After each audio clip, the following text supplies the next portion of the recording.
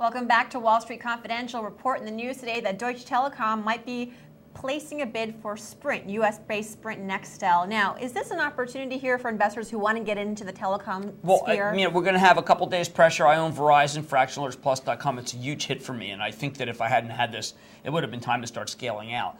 Here's what I think happens. Everybody always just presumes these companies, AT&T and Verizon, are just a bunch of stooges, and whatever happens is bad. So, I think people will say, well, wait a second, Deutsche Telekom goes in after T-Mobile, uses T-Mobile to combine with Sprint Nextel. You'll create a new viable competitor.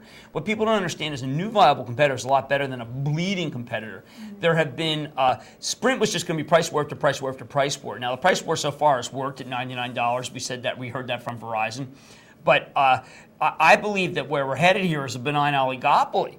3 companies divide the market up very nicely. Reminds me of the rails when 4 rails decided to divide the country up. And I don't think people recognize that when 3 companies are all relatively the same, this is a commodity product, and they'd rather not cut price. It would be good for Deutsche Telekom to be able to raise price. So once you get rid of Sprint, it's really good for VZ, ATT, and for Deutsche Tel. But no one will believe that. It will take a while for that to happen. Just look at ATT, went from 42 to 33 off a misstatement by the CEO that California, that some wirelines were going out. Look at Verizon, which got clocked really badly off the $99 price thing that they competed with Sprint.